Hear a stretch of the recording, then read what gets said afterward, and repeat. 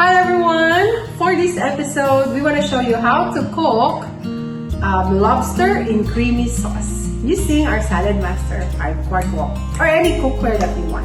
Okay, for the ingredients, we will be needing 250 grams of bacon cut into cubes, about 100 grams of butter, 1 shallot finely chopped, and of course the garlic, about 6 cloves of garlic, finely chopped as well, half a teaspoon of salt, and 2 cups of cream, and of course 3 lobsters, which we already cleaned, but we will show you the video of how we did it. First thing you have to do is to separate the lobster's head from its body, like this. Then it's time to cut the shell in the middle using our Salad Master kitchen shears. What do you call that one in the middle that we can? This is the digestive tract. Okay, removing the digestive tract using the Mini Dutch accessories. Just separate. To help it separate easily, you can flip the lobster. Okay. And you can see, you can use your finger, just one finger. Let's go to the head part and we'll cut it in the middle.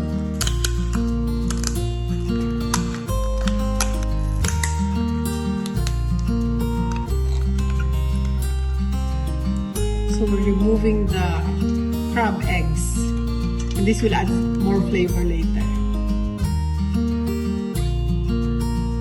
And the first thing that we have to do is to heat up our 5-quart wok. As I said, you can use other cookwares that you want, 11-inch fillet or a bigger wok, 7-quart. It's totally up to you and up to the number of lobsters that you will be cooking. So it's already heated up. Of course, you have to do the water test, see if it's ready. Now it's time to put the bacon. No oil.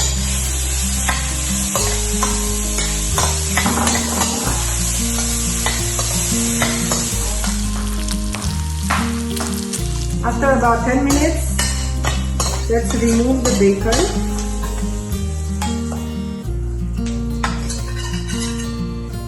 Okay, as you can see, oils, a lot of oil we were able to remove from the bacon.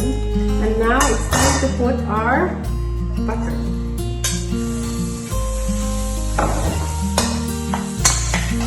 Of course, the heat is a medium flame. Okay, now let's add the finely chopped garlic and the shallot.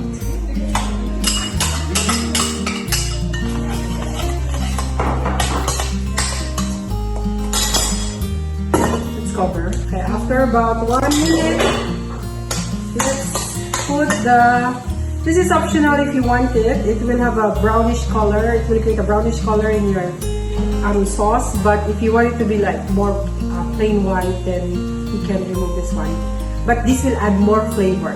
So this is the crab or the lobster's egg. You can actually get a lot from the head part.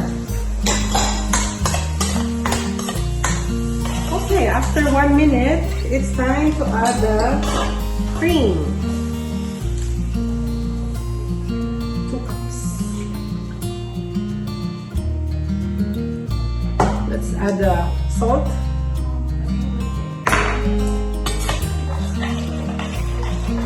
And let's cover. Wait till the sauce thickens. Okay, in the middle, let's add half a teaspoon of corn flour, which we dissolve in cold water. What I'm gonna do, I will put a little bit of this sauce into this bowl so that I can pour it over the lobster later. Now it's time to put our lobster.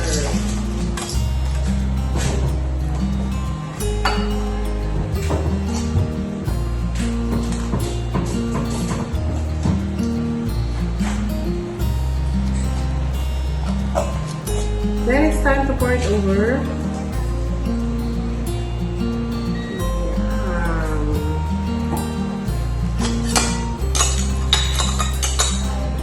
then we cover.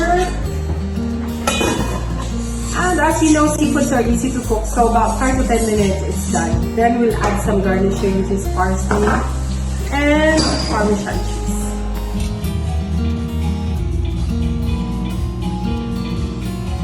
Okay, now it's time to plate our lobster.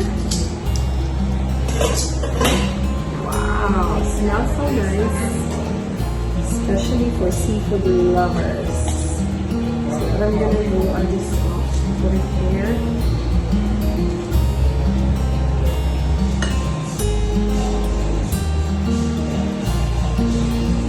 And then let's put the parsley or the bacon.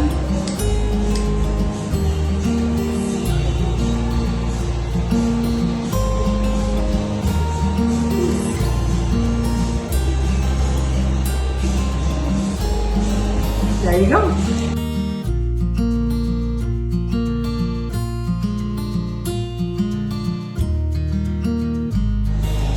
And here you go for a special occasion. Lobster in creamy sauce.